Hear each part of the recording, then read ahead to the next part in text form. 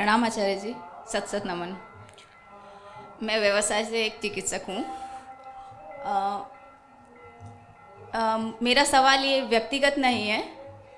मेरा सवाल ये था आचार्य जी कि ये जो चिकित्सा के क्षेत्र में विज्ञान ने जो प्रगति की है आईवीएफ सेंटर्स के रूप में, इसमें दो चीज़ और शामिल है कि भाई जनसंख्या वृद्धि तो हो ही रही है और उसमें हम और भागीदार हो रहे हैं। दूसरा ये कि जो इनफर्टाइल कपल है वो भी चेतना की दृष्टि से इतना विकसित नहीं है कि हम उन्हें बच्चों को एक अच्छी परवरिश दे सके। तो इसमें उस कपल को भी नहीं पता है जो एक बच्चे की मांग कर रहा है, लेकिन इसमें चिकित्सक का भी कितना योगदान है। और दूसरा सवाल था आचार्य जी कि भाई एक कपल एक बच्चा रख सकता है, तो क्या उनके लिए हमें मदद करनी चाहिए उसी क्षेत्र में? कृपया मार्गदर्शन कीजिए। धन्यवाद। देखिए, बात इतनी सी नहीं है कि एक दंपत्ति हैं, उसे बच्चा चाहिए।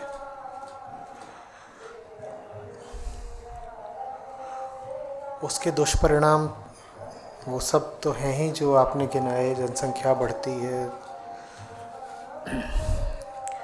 वो जो दंपत्ति है वो चेतना की दृष्टि से विकसित नहीं है, तो बच्चे का अच्छा लालन पोषण नहीं कर पाता। और भी बात है, बच्चा चाहना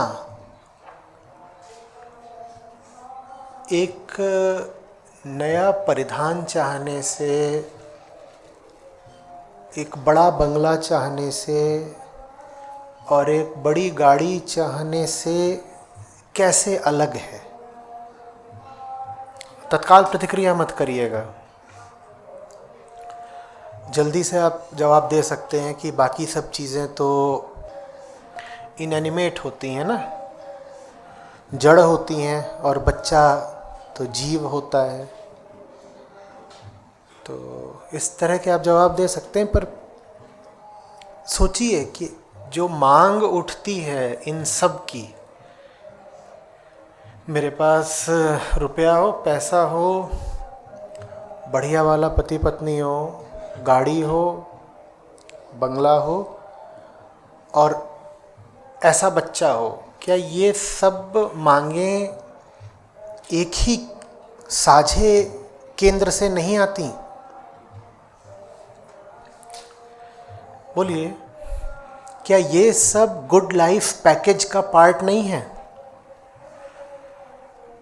हम जब बहुत छोटे ही होते हैं तभी हमें ये गुड लाइफ पैकेज पढ़ा दिया जाता है कि गुड लाइफ में कौन कौन से तत्व होते हैं, बेटा अभी से जान लो। और तुम चौथी क्लास में हो, आज से तुम्हारे जीवन का उद्देश्य है कुछ भी करके ये गुड लाइफ हासिल करना। गुड लाइफ के जो तत्व होते हैं वो बिल्कुल सार्वजनिक हैं, हम सब जानते हैं। हम इस हद तक जानते हैं कि हमारे सामने जब गुड लाइफ वाला कोई आता है तो हम उसे तत्काल पहचान जाते हैं, है ना?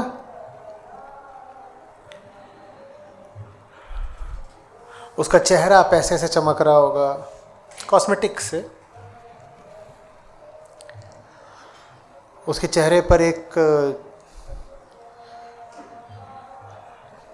नूर होगा आत्मविश्वास का। उसकी भाषा में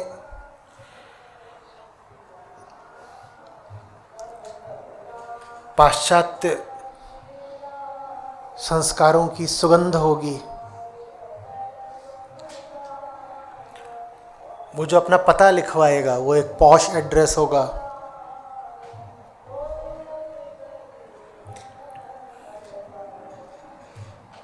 स्त्री है तो उसका पति रसूख रुतबा रखता होगा, महिला है तो ये बात, पुरुष है तो पत्नी आकर्षक होगी,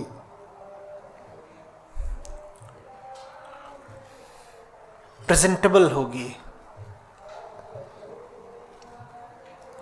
कि दूसरे देखें तो ज़रा ईर्ष्या वगैरह करें।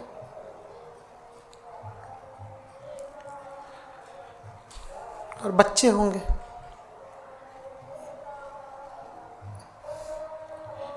ये सब जैसे एक ही थाली की कटोरियां हों। ये है आपका जी भर देने वाली भरपूर थाली। इसमें ये सब कटोरियां रखी हुई हैं। हम किसी एक कटोरी की ही बात क्यों करें? क्योंकि जिसको एक चीज़ चाहिए उसको दूसरी चीज़ भी चाहिए। आप कह सकते हैं कि ऐसा थोड़ी है कि गुड लाइफ वालों को ही बच्चे चाहिए होते हैं। बहुत औसत लोगों को, गरीबों को भी तो बच्चे चाहिए होते हैं। तो गरीबों को अमीरी भी तो चाहिए होती है। वो गरीब हो सकता है लेकिन गुड लाइफ में उसका भी जो विश्वास है वो बराबर का है। बस इतना है कि जो अमीर हो गया है उसको गुड लाइफ मिल रही है, जो गरीब है उसको भी मिल नहीं रही, लेकिन चाहता वो भी वही है। तो वो कहता है कि मैं गुड लाइफ के जो और तत्व हैं वो भले ही नहीं हासिल कर पा रहा, मैं उसकी भरपाई कर लूँगा बच्चे ज़्यादा पैदा करके। आप समझ रहे हैं गरीबों के बच्चे ज़्यादा क्यों होते हैं? और चीज़ें चूँकि ज़िंदगी में कम होती हैं इसीलिए बच्चे ज़्यादा होते हैं। कहीं ना कहीं तो भरपाई करनी है ना। आप बहुत सारे अन्य कारण गिना सकते हैं, अशिक्षा, गर्भ निरोध के साधनों का अभाव, ये सब आप बिल्कुल गिना सकते हैं, पर थोड़ा और मूल में जाएंगे तो यही पाएंगे।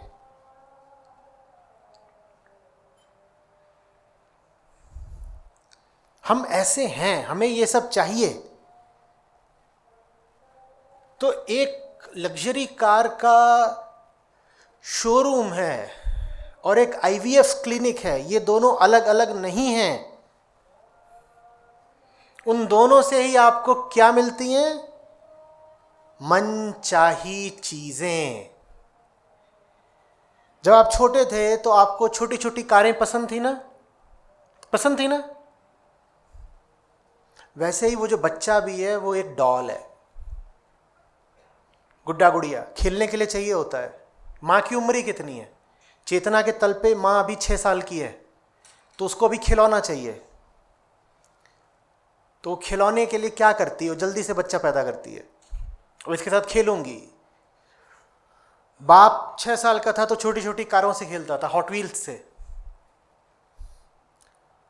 फिर वो बड़ा हो गया तो बड़ी कार मांगता है। माँ छोटी थी तो गुड्डे गुड़िया से खेलती थी, बड़ी हो गई तो जीवित गुड्डा मांगती है। चेतना नहीं बढ़ी हुई। ये बात आप समझ पा रहे हैं?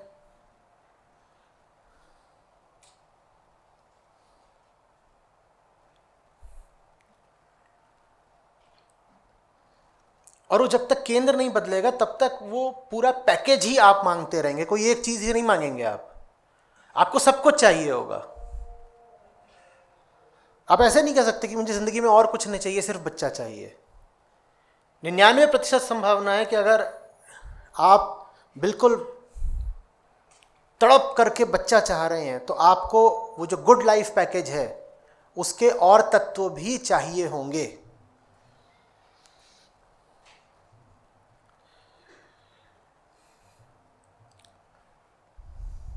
मामला पूरा दिखना चाहिए ना, तस्वीर पूरी खींचनी चाहिए। भाई तस्वीर में मैंने एक महंगा कार्डिगन पहन रखा है, महंगी ज्वेलरी पहन रखी है,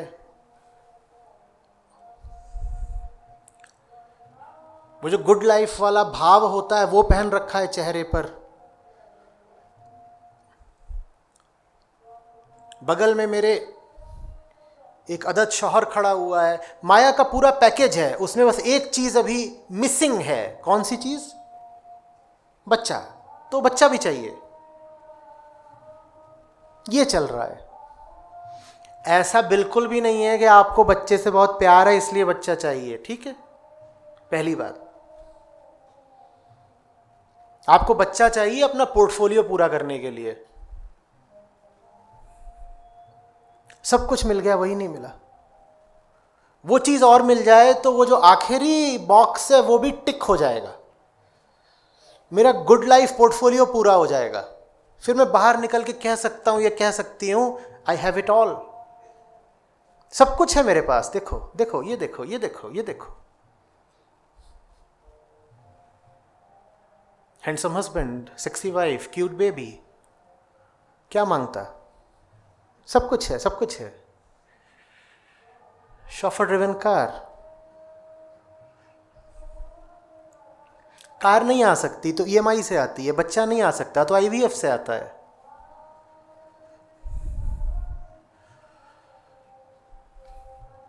मूल में क्या है? मूल में है वो अवधारणा जो हमें 4 साल की उम्र से पिला दी गई थी कि इसको बोलते हैं सुखी सफल जीवन, गुड लाइफ। और वो बात हमारे मन में ऐसी गहरी घुस गई है कि निकलने का नाम नहीं लेगी। यही तो गुड लाइफ है। आपके लिए बड़ा मुश्किल हो जाएगा कल्पना करना कि एक आदमी उद्योगपति है, धनपति है, लिमुजीन से उतर रहा है और वो वास्तव में बेहद असफल आदमी है जिंदगी में। आप ये मान ही नहीं पाओगे, क्योंकि आपके अनुसार अगर उसके सारे बॉक्सेस टिक्ड हैं तो सुखी है, सफल है। ये काम परिवार करता है, मीडिया करता है, प्रचलित संस्कृति करती है।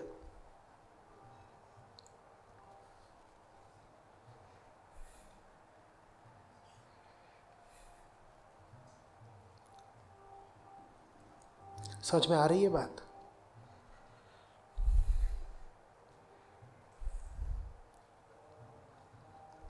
देखिए, 6 साल हॉस्टल में रहा हूं तो कम से कम बंदों के अंदर की बात तो खूब जानता हूं। 22-24 की उम्र तक भी कोई लड़का ऐसा नहीं होता जिसको बाप बनने में विशेष रुचि हो। मेरे लिए बड़े ताज्जुब की बात है कि उसके 2-3 साल बाद ये फर्टिलिटी क्लिनिक्स के चक्कर कैसे लगाने लगते हैं।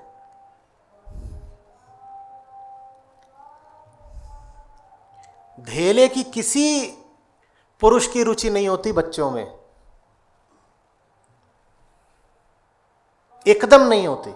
अब 6 साल तक मैं धोखे में रहा हूं तो अलग बात है, ऐसा होगा नहीं। लेकिन लड़कियों का, महिलाओं का आप जाने, पर मुझे नहीं लगता कि आप भी 22-24 में ऐसी हो रही थी कि कब कब कौन सा वो दिन आएगा कि मेरे हाथ में नन्नू पॉटी करेगा।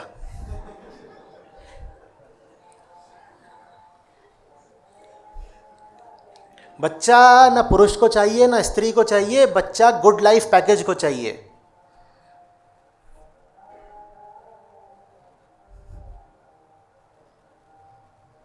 पुरुषों को तो बिल्कुल नहीं चाहिए, मैं बता ही देता हूं। जिनके हैं वो मुझे बताते हैं ना उनको कैसा लगता है। वो और तो कुछ बहुत जानते नहीं कि प्रेम किसको कहते हैं, करुणा किसको कहते हैं, अध्यात्म किसको कहते हैं, पर एक चीज को बहुत रोते हैं। कहते हैं जब से हुआ सेक्स लाइफ खत्म हो गई, एंड मौके पर चै चै चै कर देता है।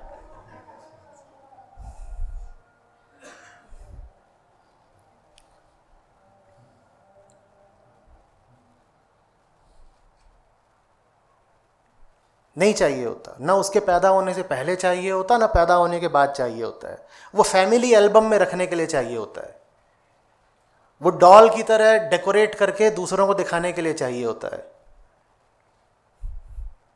उनके कपड़े देखते हो ना कैसे आते हैं छोटे बच्चों के। मैंने तो फोटो देखी जिसमें उसको रिबन ही बांध दिया था, कुछ छुपाया ही नहीं, बिल्कुल साफ साफ बता दिया ये क्या है हमारे लिए, उसको रिबन बांध दिया। देखी होगी वो फोटो, वो लेटा हुआ है छोटा सा, उसको रिबन बांध दिया है।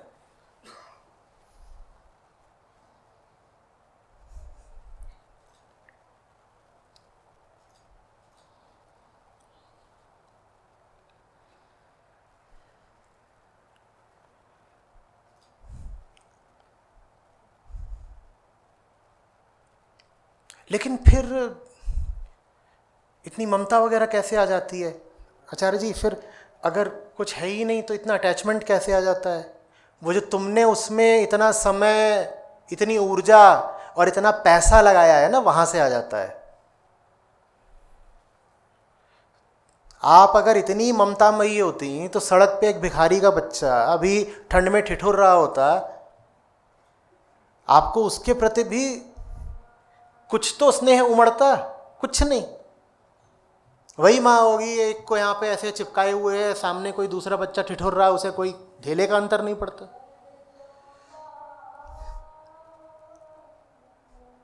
तो इतनी बॉन्डिंग कहाँ से आती है? कहाँ से आती है? कहाँ से आती है? जब 5-5, 10-10 लाख रुपए उसकी सालाना स्कूल की फीस दोगे ना, अपने आप बॉन्डिंग आ जाएगी।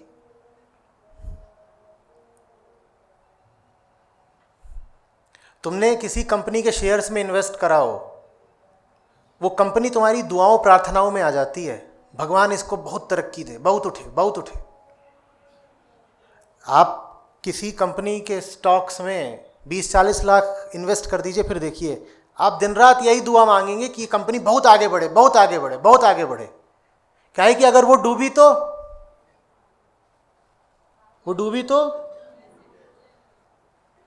और जिस दिन आप उसमें अपने स्टॉक सेल कर दें, आपको रंच मात्र फर्क नहीं पड़ेगा उस कंपनी का क्या होता है। ठीक वैसे जिस दिन माँ बाप को पता चल जाता है कि ये बच्चा अब हमसे हमें कुछ देने वाला नहीं है,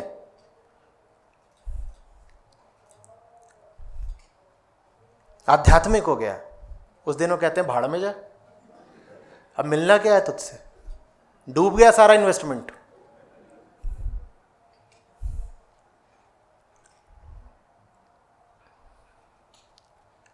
हम इतने अच्छे लोग नहीं हैं, जानते ही हैं कि हमें किसी से भी प्रेम हो, तो बच्चों से कहां से हो जाएगा?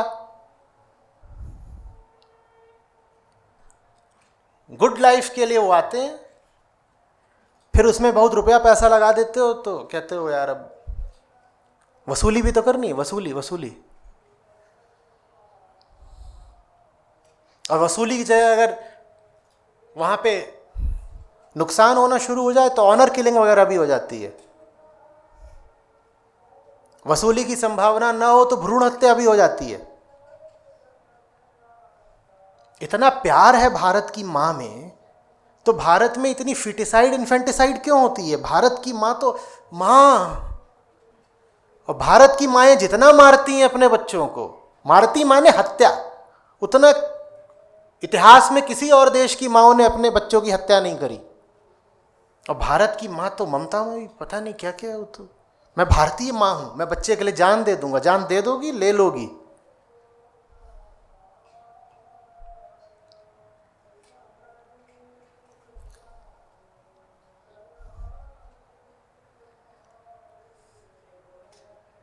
अभी कुछ साल पहले तक आंकड़ा ये था कि 2/3 या 3/4 भारतीय परिवारों में जो सबसे छोटा बच्चा होता है वो लड़का होता है। इसका मतलब समझ रहे हैं ना क्या है? या तो लड़कियां तब तक पैदा करी गई हैं जब तक लड़का नहीं आ गया, या लड़कियां तब तक मारी गई हैं जब तक लड़का नहीं आ गया। संभावना दूसरी वाली ज्यादा है। क्यों?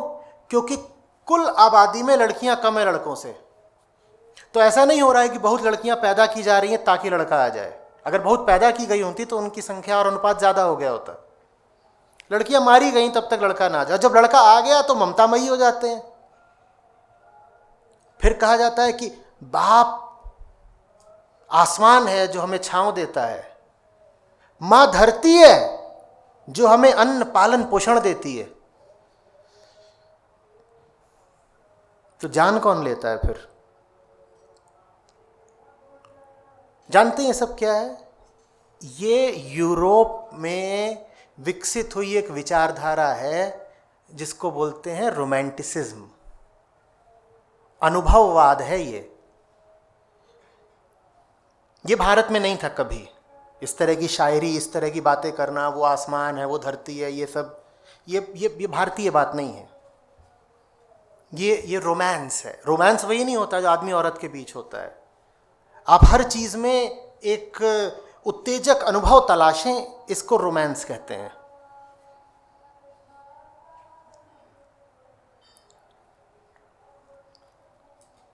जहां कुछ नहीं है वहां आप कल्पना कर करके उस चीज को ग्लोरीफाई करें, महिमा मंडित करें, ये रोमांस कहलाता है।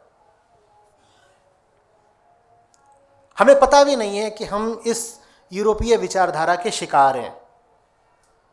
यहां तक कि माँ बाप और बच्चों का रिश्ता भी उस विचारधारा का शिकार है। देखिए, फिलॉसफी दर्शन न पढ़ने का दुष्परिणाम यह होता है कि आप गलत और घटिया तरीके की फिलॉसफी के चंगुल में फंस जाते हैं। क्योंकि होता तो हर इंसान दार्शनिक है, कोई व्यक्ति ऐसा नहीं जो किसी न किसी फिलॉसफी पर ना चलता हो, सबकी अपनी फिलॉसफी होती है। बात यह है कि अगर आपने फिलॉसफी पढ़ी नहीं है तो आपकी अपनी फिलॉसफी घटिया होगी और आपको पता भी नहीं होगा कि आप किस दूसरे व्यक्ति की या किस दूसरे समाज की या देश की या किस दूसरे काल की विचारधारा और दर्शन के चपेट में आ गए।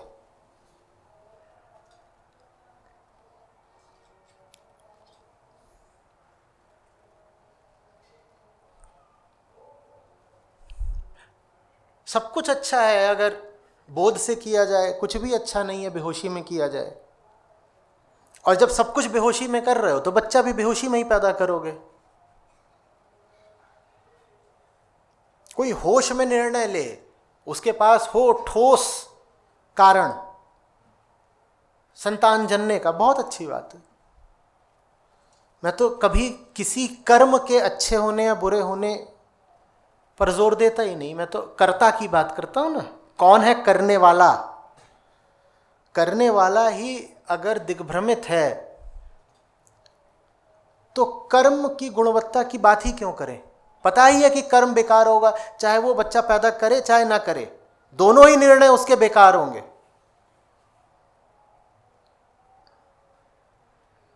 और सही कारण हो तुम्हारे पास, फिर तुम कर लो तो कोई बात नहीं, फिर करो, बिल्कुल करो, एक नहीं 5 करो।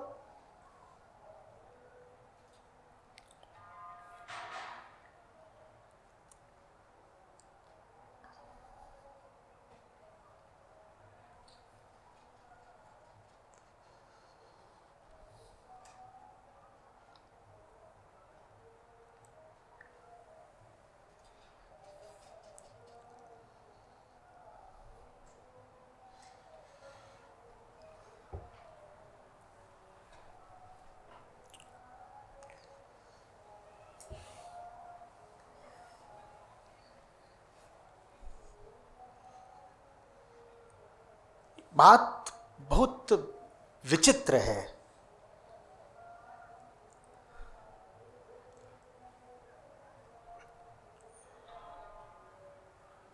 बच्चा वगैरह पैदा करने पर इतना जोर, जैसे परिवार और फैमिली वैल्यूज हमारे लिए सर्वोपरि हों।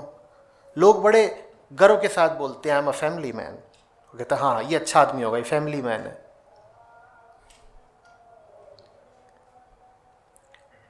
और अब आपके सामने एक आंकड़ा बताता हूँ, भारत में महिलाओं की जितनी हत्याएं होती हैं उनमें से 2/3 या 3/4 उनके अपने परिवारजनों द्वारा की जाती हैं।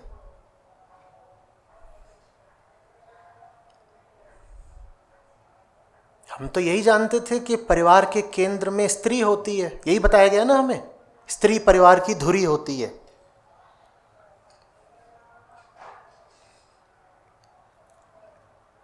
अगर कहीं आप किसी महिला की हत्या की खबर पढ़ें तो 3/4 संभावना है कि उसको उसके परिवार के लोगों ने ही मारा या उसके निकट लोगों ने, प्रेमी वगैरह ने, बॉयफ्रेंड वगैरह ने, इन्होंने मारा है किसी ने।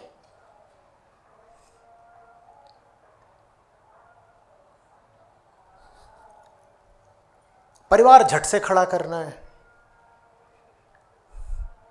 और ज्ञान देने के लिए सब घर के ये तथाकथित बुजुर्ग हैं। नो बेटा, कंप्लीट योर नेस्ट बेटा।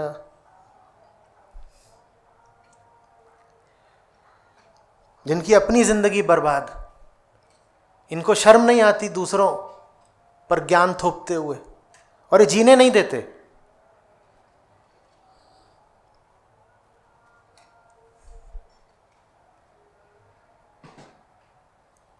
और आपका क्या काम है बोलना जी डैडी जी, जी डैडी जी। और जितना उनको बोलोगे जी डैडी जी वो उतना तुम्हारे ऊपर चढ़ेंगे।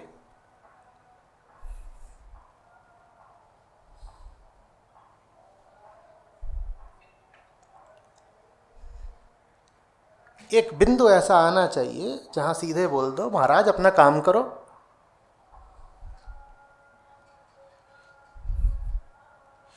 इतनी देर आपकी इज्जत रख ली, बहुत बड़ी बात है, सर पे मत चढ़ो।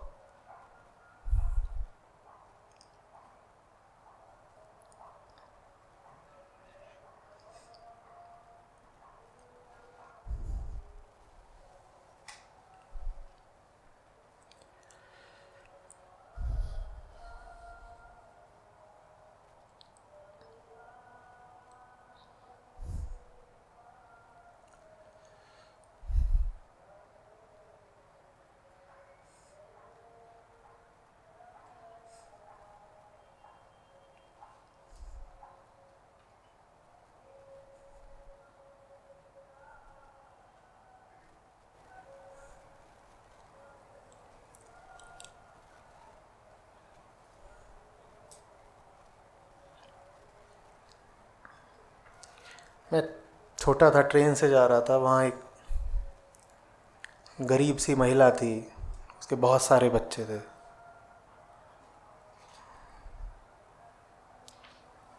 और खुद भी बहुत सुखी हुई सी थी, कुपोषण की शिकार जैसी।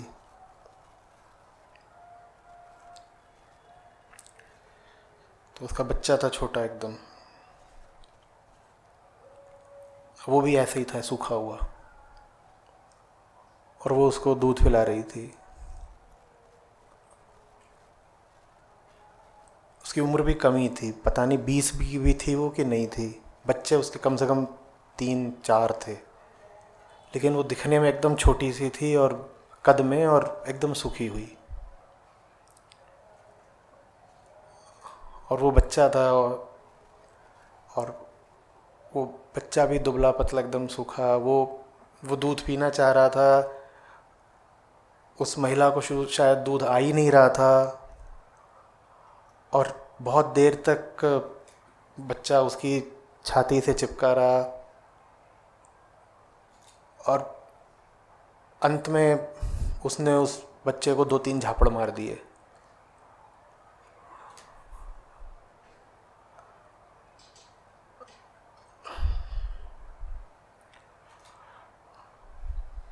वो एक दृश्य था। फिर 25 साल बीते, भारत बदल गया, लोगों के पास पहले से बहुत ज़्यादा पैसा आ गया। अभी देखता हूँ बड़ी गाड़ियों से शॉपिंग मॉल वगैरह के सामने महिलाएं उतर रही होती हैं, ज़बरदस्ती अपने बच्चों से अंग्रेज़ी में बोलने की कोशिश कर रही होती हैं। बिल्कुल बेहूदी बातें। बच्चों की शक्ल पर लिखा होता है कि वो बिल्कुल बिगड़ चुके हैं। क्या बदला 25 साल में? वो महिला भी बिल्कुल बोधहीन थी, कुछ जानती समझती नहीं थी, गरीब थी, ट्रेन में बैठी थी, कमज़ोर थी, उसको दूध नहीं आ रहा था। आज है ये शरीर से भरपूर हो गई है, लेकिन बच्चों की बर्बादी तब भी हो रही थी, आज भी बराबर की हो रही है।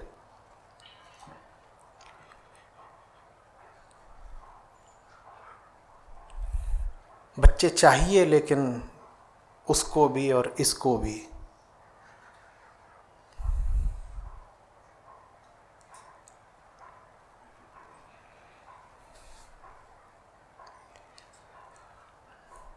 और उसने उसको जब 2-3 झापड़ मार दिए तो बहुत ज़ोर ज़ोर से रोने लगा, और वो रोता ही रहा।